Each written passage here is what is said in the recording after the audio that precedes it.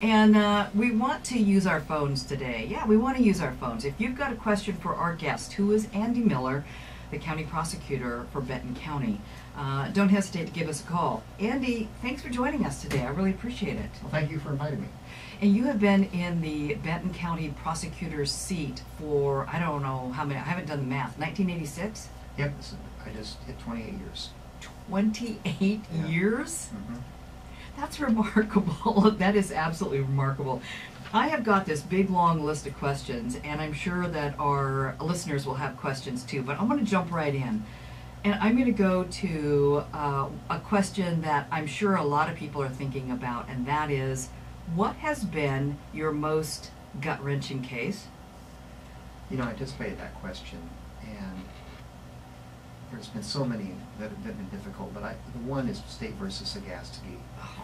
And that was when the man sexually abused Kevin Sarbacher, and to cover up the sexual abuse, murdered him in a long, gruesome way, and then realized that Kevin's mom was going to be coming home, and so he laid in wait for her and killed her and her friend with a rifle.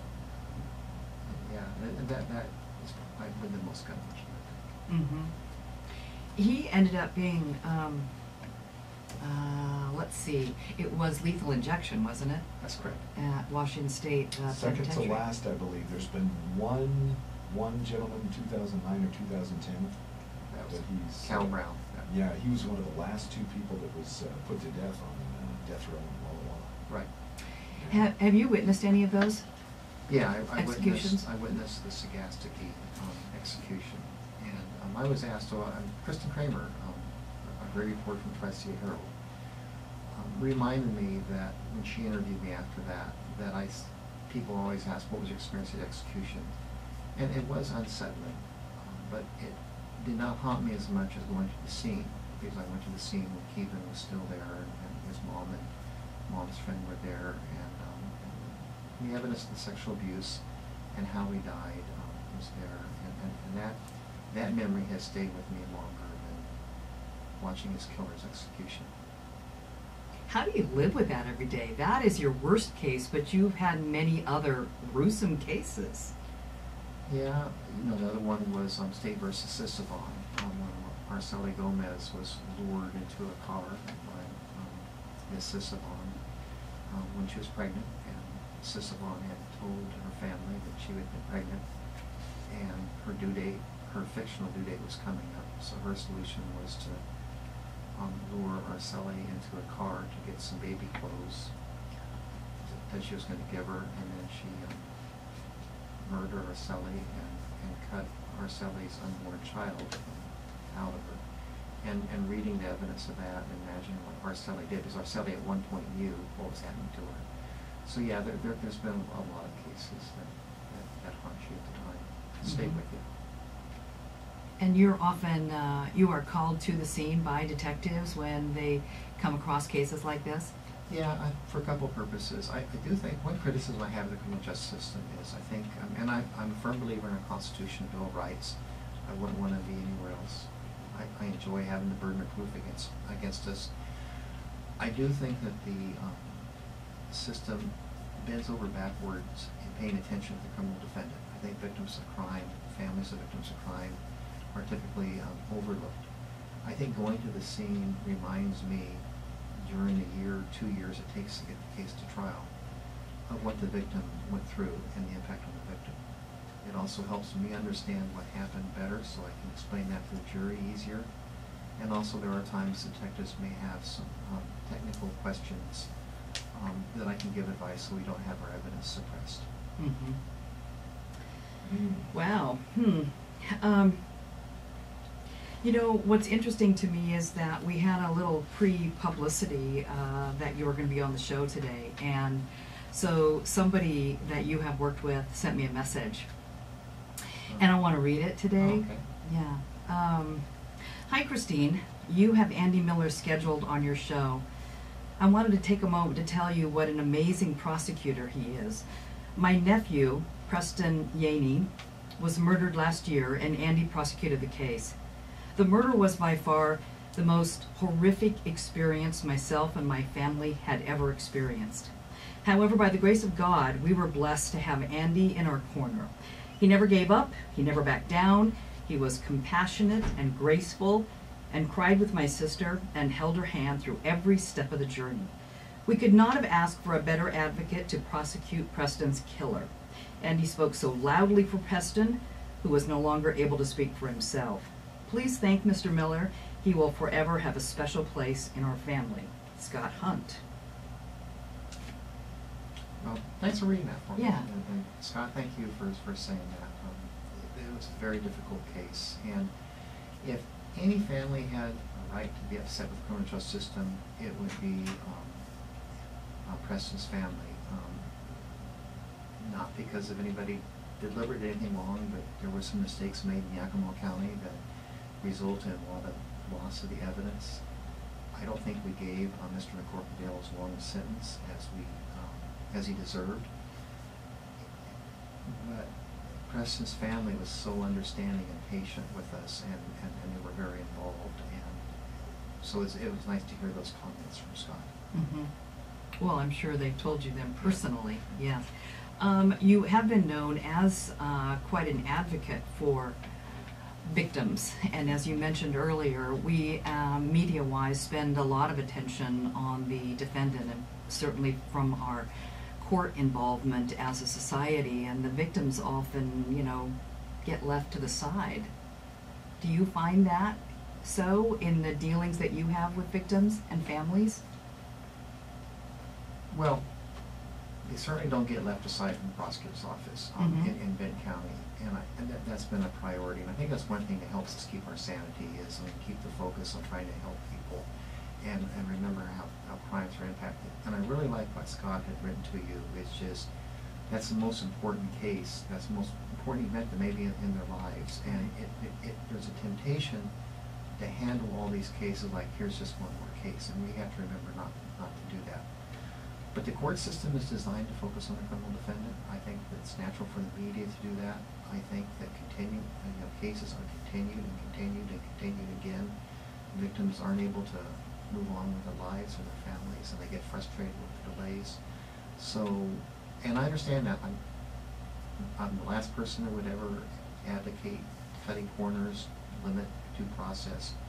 But I think we could do a better job of focusing on the impact on victims. Mm-hmm.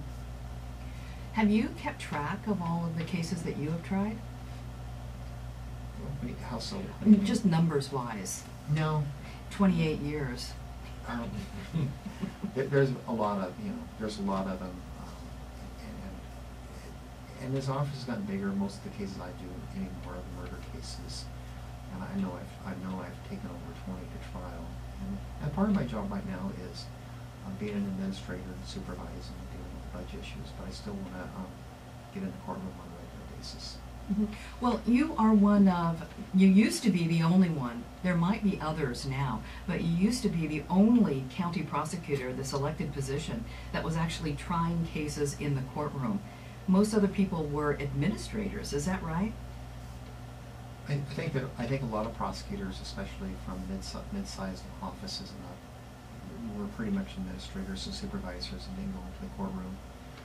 For me, I think actually the voters, they want to, that's one thing they can do. I'm going to elect somebody that we think is good in the courtroom, so who's going to be able to handle the defense attorney on the other side.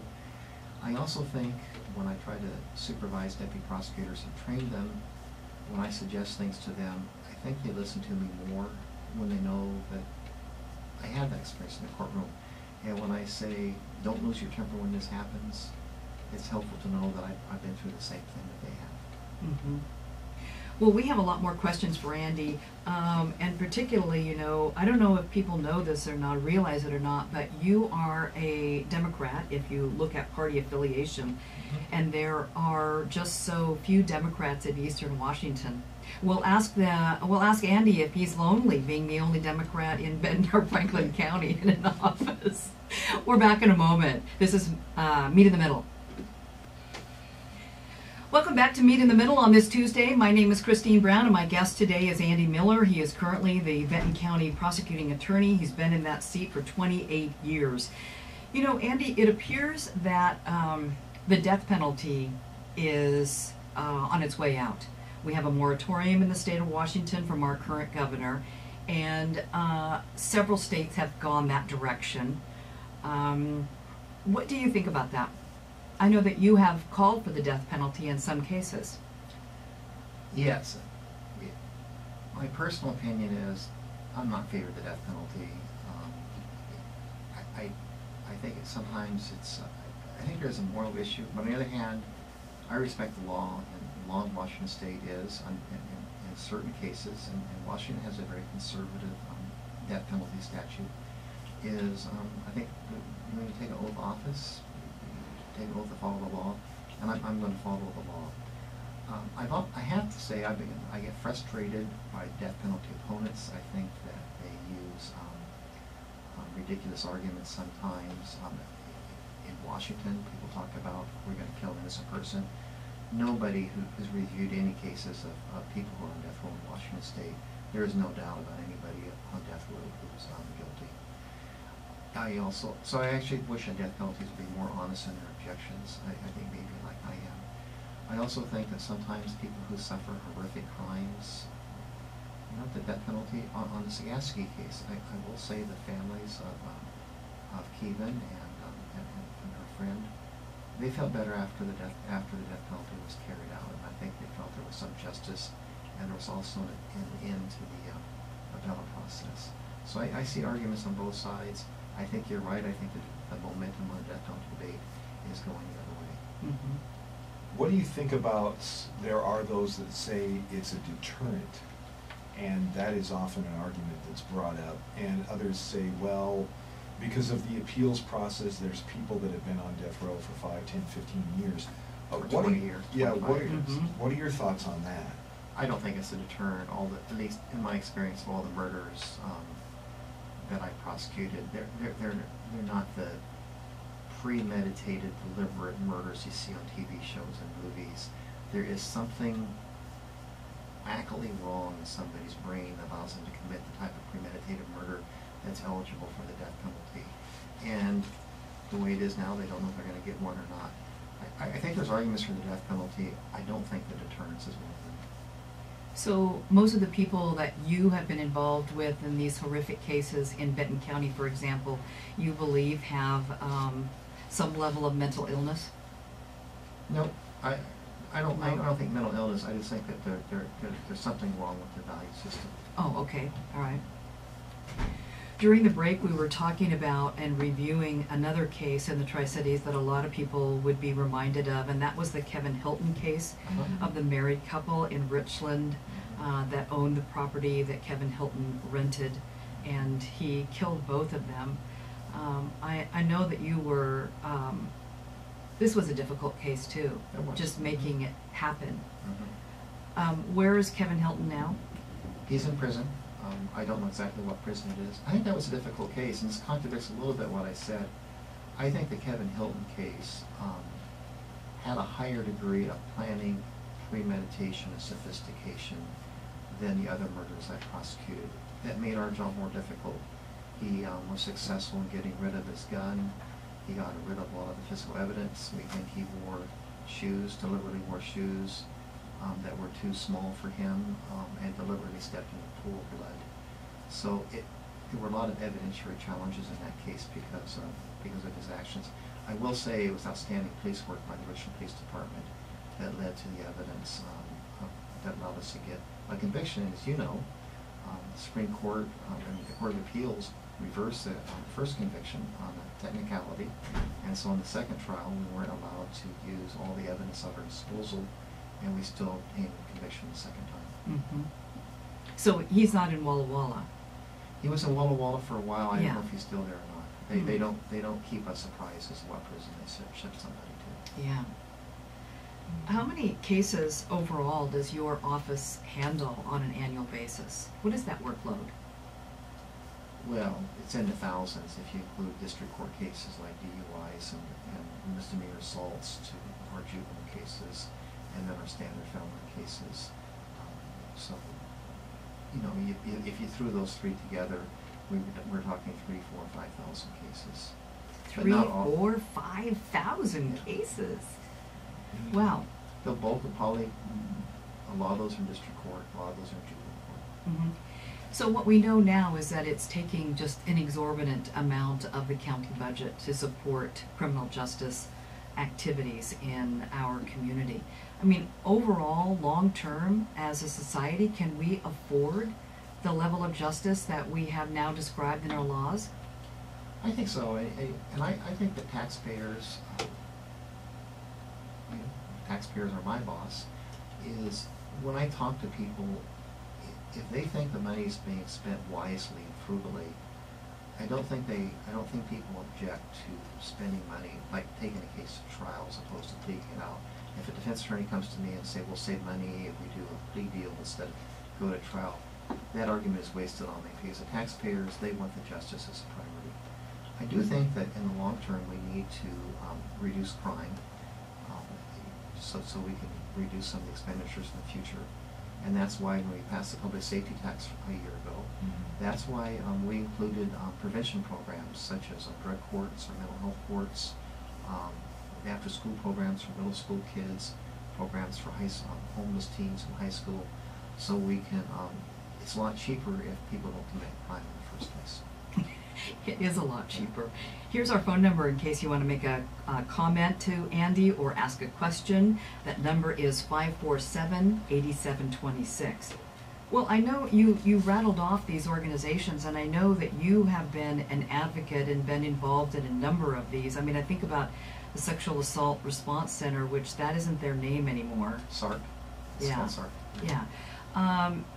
What about sexual related crimes? Ugh. How do you deal with those? Those are extremely tough cases, and we have 2 deputy prosecutors right now, Laura Holland and Anita Petra, who do an excellent job of prosecuting cases where a child has been abused. And we did a lot of work, but what you're talking about, we actually raised money in the community, so now our children are interviewed about the allegations in a kid-friendly atmosphere, and it's video recorded, so it reduces the number of interviews, and they have a supportive atmosphere, and we have SARC advocates who are there to help the family and help the victim afterwards. So I think those cases are being prosecuted more effectively and a lot more compassion than when I started 30 years ago. Mm-hmm. That's a great question, and I think that prosecutors who break the law, or should happen. What happened to that prosecutor in Texas? He went to prison. He had evidence that would have cleared somebody who was charged with murder, and he deliberately hid the evidence from the defense attorney in court, and he was prosecuted for that and went to prison. I will say the article you're talking about, the Associated Press article, I think was a very unfair and misleading article. We don't have the problems with prosecutors in Washington State. We have other places in the country. In that case, they talked about the murder case out of Clallam County. They had to go back. The alleged misconduct happened like 32 years ago. It had been known to the defense attorneys since that time. And the violation in that case was actually was the fault of the sheriff's deputy, not the prosecutor. One thing I'm impressed with that case is because of the misconduct or the mistake made by the sheriff's office in that case, the case had to be retried 28 years ago. 28 years after the fact, when a lot of witnesses had died and went missing. Our taxpayers paid for 3 defense lawyers on that case. They all were paid hundreds of thousands of dollars apiece. One of the top law firms in the state donated one of their top lawyers to defend the case. They went up against Deborah Kelly, the Clallam County prosecutor, who was not involved in the original misconduct or mistake. She got no help. She had to try that case against herself. It was when against 3. They attacked her mother. They attacked her person because her mother apparently kept a diary of watching something on a TV show. She was also caring for her husband, who was fighting a tumor at the time. And she put hours and hours in on the case, and she got a conviction over the 3 superstars who all got paid hundreds of thousands of dollars. And her compensation as a prosecutor was nothing. So yeah, there's prosecutors who make mistakes. They should be held accountable and punished. But we also have prosecutors like Deborah Kelly in that case who went above and beyond to see that justice was done. Mm-hmm. I missed that last part, I'm really sorry, but you heard his question, the percentage of serious crimes committed by illegals in Benton County. Do you know? And and he was also referring or quoting somebody who was on your program. A couple weeks ago, a law enforcement person, I can't, I'm sorry, I really don't even remember. Was it wasn't the sheriff of Franklin County. So I'm sorry, I don't know. We'll have to go back in the archives. Yeah, I'm sorry. No, but anyway, first of all, we don't have access to whether or not somebody's illegal or legal right when we file charges, so that we don't keep stats on that. I think there's a perception that illegal aliens commit a higher percentage of crime because when that's known, that becomes the news story. In my experience, I do not think that the illegal aliens create crime at any different type of rate than people are here, than people who are here legally. Mm-hmm. Well, the 3 cases that we have talked about today as horrific cases in Benton County were all people who were citizens of the U.S. Yeah. Thanks for your call. I really do appreciate that. Do you see any trends in criminal activity in the last 10 years? Anything jump out to you of we're seeing more of this or less of that? The gang issue. I think we're having a lot more gang crimes than we were 10 years ago. It's increased. I do think that I see evidence. I think we're turning the corner around that. I think that's due to a couple factors. We've been extremely aggressive in prosecuting people gang members who commit crimes to further gang activities. We also have radio organizations like the Boys and Girls Club locally that are doing some great things on prevention, trying to keep kids out of gangs. Mm-hmm. So, you know, when you first got into this 28 years ago, you were definitely not the only Democrat. There have been Democrat sheriffs. A number of different offices have been held by Democrats, but right now you're the only one. You're in Benton and Franklin County. You're the only. Not just Benton, Franklin. I think you can go to 6 counties, and I think I'm the only elected Democrat in that area. Wow. Do you feel lonely? No.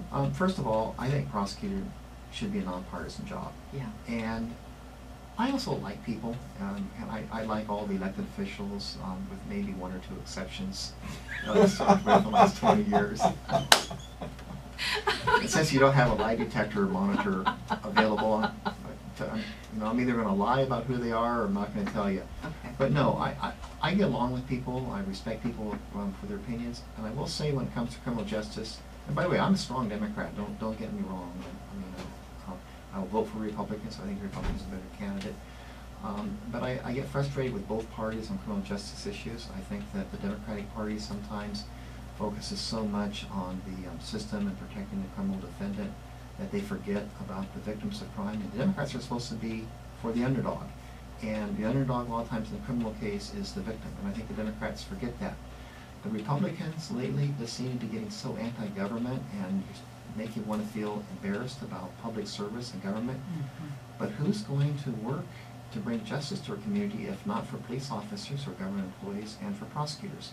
So I actually am irritated with both parties on criminal justice issues, so I just try to do my job. I will say compliment the voters. I think a lot of people who run for office don't give voters enough credit. I wouldn't continue to be elected if I didn't have Republicans cross over and vote for me. And one thing I've learned is a lot of people who are Republicans actually kind of admire me for the fact that it would be easier for me to switch parties. It would make me getting elected easier. And I think there's a certain amount of respect that I've stuck to my beliefs. And I think the main thing, of course, is hopefully people think I'm doing a good job. But so I think people who run for office should give voters more credit. Well, and vice versa. The people who are in elected positions do an incredible amount of work, and it's really not a lot of pay. Nobody's getting rich. Yeah. That's for sure. There's not a lot of respect for that as well. We better take a break here, but we'll be back. I want to talk with Andy about some of his activity. I don't know if you know this, folks, or not, but he is a voracious reader, and he actually does a lot of blogs, kind of like book reports. We'll learn more about this coming up. Our phone number today, 547-8726, and maybe you want to make a comment or ask a question of our guest, Benton County Prosecutor Andy Miller. Andy, you're very, very congenial today, but you know that we've had some encounters ourselves, you and me, and you're not always the most friendly guy to media.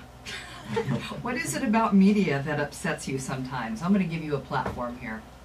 Well, first of all, I want to say is one reason I enjoyed working with you is if I had a complaint or whatever, you always said, Andy, I want you to call me instead of fester.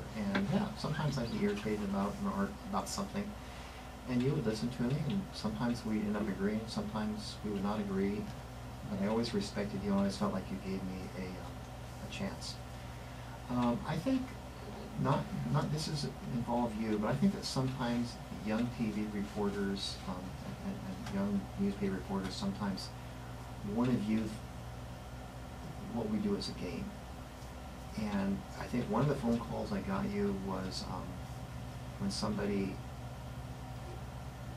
reported live on the story that the judge and the prosecutor and the defense attorney were laughing and didn't know what was going on, and I was offended by that because he actually wasn't there for the whole court hearing, and the part he was talking about was something before the recess happened, and actually a lot of decisions that he said weren't made were actually made at the hearing.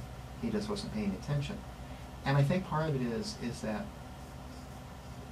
might have been okay in different settings, but this was a murder case where you had family members on both the defendant and the victim's side looking at it, gave a very distorted view. So, you know, we have to be careful that we don't have too thin a skin. I think I do a better job since the paper and the TV stations cover our job carefully. I think it makes us more accountable in the long run. But does that mean that if there's a particular story I think is unfair, am I going to just ignore that? And the answer is not all the time. Yeah. You know, that particular situation, that person was let go. I know. Not for that reason, but that person eventually ended up being fired. You know, Ken Holenberg and I talked about him a couple of different times. I think he was as nice to Ken Holenberg as he was to me. Yeah. Well, you have to be careful because there's, you know, even though I'm, you know, working in radio, you still, whether it's any form of media, you know, generally you go to school, you get a degree, and one of the things they drill in you is when in doubt, don't. Because you better get your facts straight, you better have attribution, you better have your ducks in a row, or you're going to wind up making a lot of people look very less than favorable, and it's going to come back on you, and ultimately your credibility is going to be, well, you know, whoosh. Yeah, we all need our credibility. So you're a voracious reader. Where did that come from? I mean, you are reading books. How many books do you read a week? I actually have a goal at the beginning of the year. I try to read 52 books a year, and Wow. and then I write little reviews. I do have this little blog thing where people can read my reviews, and I enjoy reading at a young age. And I think right now one reason I read is I can start a book, and I can just tell it lowers my stress. It gets my mind off the job. And if I wake up at 2 in the morning worrying about things, I can read between 2 and 4 in the morning. I spend a lot of lunches where I go to some place I can be by myself and read, and it gets me back on track. Mm-hmm. Are there particular kinds of books that you're most attracted to? I really like to read all sorts of different types of books. I read, I like nonfiction. One of the best books I read recently was Historia, which actually talked about the early 1800s, and so much of the action happened in the Tri-City area. And in fact, it involved John Day. I always wondered who this John Day guy was, and actually he had a fascinating story. I read some courtroom books.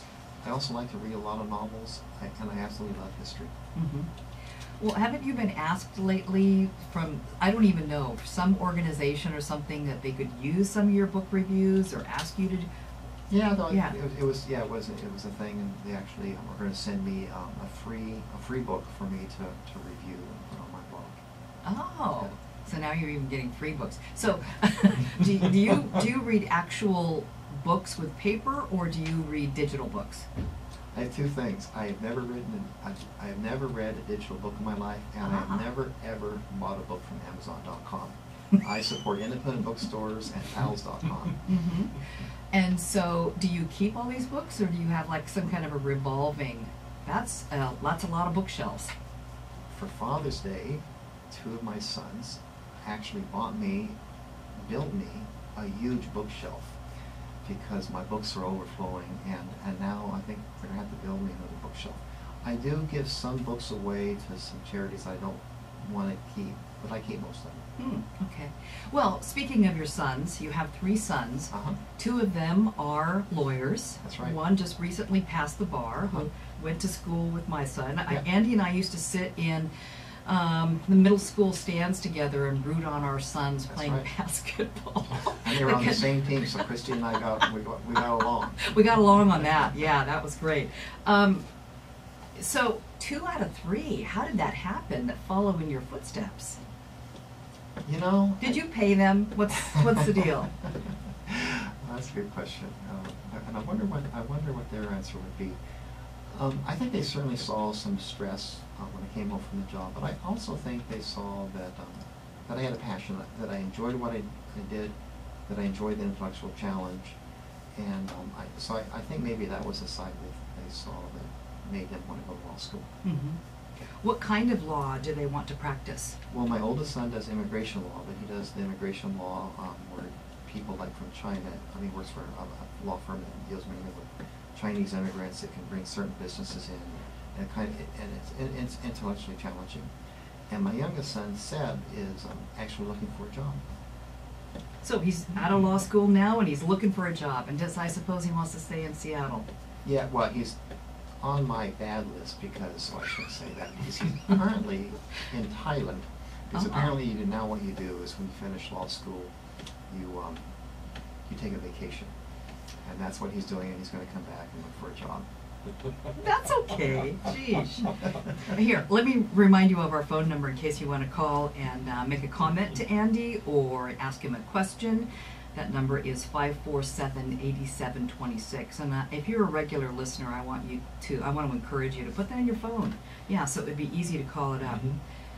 You know, obviously, when I invite people to come on the show here, I generally do a little Google search. I do a little background, just kind of learn a little bit more about them. And I came across an article that was several years ago, perhaps it was 2009, where there was some consideration on your part for an office that was on the federal level. Have you U.S. ever? Attorney. Yeah.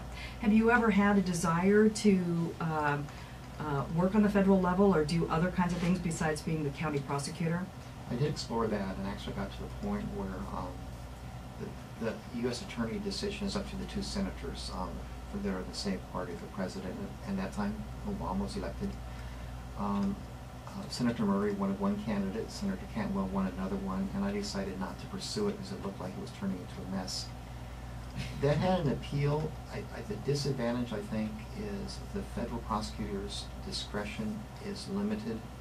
A lot of the decisions come down from Washington, D.C. One thing I like about my job is I'm not accountable to anybody but the voters of Benton County. And of course the ethics, like our caller earlier had reminded us. And I like that accountability. And being a judge has never appealed to me. I think I like being in the courtroom as an advocate instead. All right. Well, it's some interesting stuff. Oh, we got to take a break. John, thank you so much. I really appreciate that you keep us on track here. Well, that'll give us a few more minutes when we come back from this break right here. Yeah, and I'm going to give you that phone number again, 547-8726. This is Meet in the Middle. I'm Christine Brown.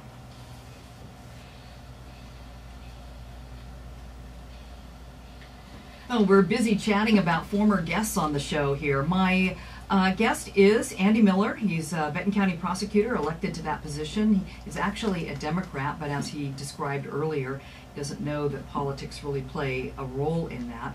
I'll remind you that our phone number is 547-8726. What gives you, Andy, the most satisfaction in your job? Things like that email that Scott Hunt sent to you.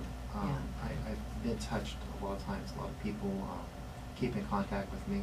I had a murder case 20 years ago where the mother gave me a tie after the verdict came in. And I actually wear that tie every closing argument of her case, and we still kept in contact until she passed away about a year ago. So that's what makes the job good, is seeing that maybe you help people through a difficult time. Mm-hmm. Is there a case that you can look back on that you lost that still kind of haunts you? I don't know what your win-loss record is. I have no idea. And I don't think prosecutors should talk about win-loss. I mean, yeah. we can talk about lawyers, but really the jury should be making a decision on, on the evidence. And, you know, I would never want to think that somebody innocent was in prison because the prosecutor outdid the defense attorney. Actually, it's been a while since there's been a verdict that wasn't what I was asked for. And the ones were self-defense cases, and I think those are very difficult cases, and I think our charging a little bit different. I think a lot of times on self-defense issues, sometimes it's important to take a set of facts and give it to a jury, and let the jury decide what is appropriate use in self-defense, because you still have a dead person, but sometimes the person who did the killing didn't have a mistake. But to be honest with you, in the last self-defense case I had, where the jury came back not guilty, at the end of the day, I was thinking, yeah, I can see why they came to that decision. Mm-hmm. How do you feel about juries in Benton County? When a jury gets seated, do you feel confident that they're going to take their job seriously? Yes, people joke about not wanting to be on juries, but I will say, when people get on the jury, they are very, very serious. When I talk to them after trial is over, they have picked up on things that I may have missed. I will run into jurors 20 years after the fact, and they still remember it, and they say that was one of the most significant things that's happened to them. I'm a firm believer in the jury system. Mm-hmm. How much longer do you want to be Benton County prosecutor? When is your term up, first of all? And it's up in 2018, and I'm enjoying it, and I think I'm doing an okay job.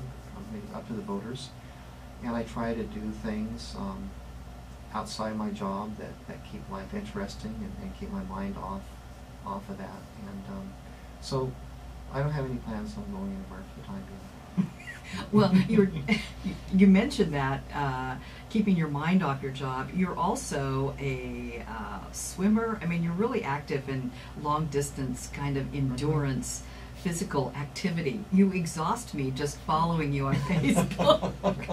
But that seems important, doesn't it? Yeah, and none of my friends would believe me if I talked for an hour and didn't mention the fact that I did climb Mount Rainier. You did climb Mount Rainier. I did climb Mount Rainier. Yeah, that was a feat. Yeah. Well, and you climbed Mount Adams yes, at least Mount once. Adams. Oh yeah, yeah.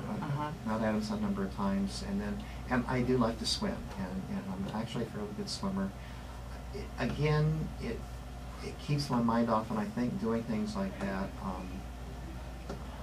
I think it makes me a better prosecutor. Mm-hmm.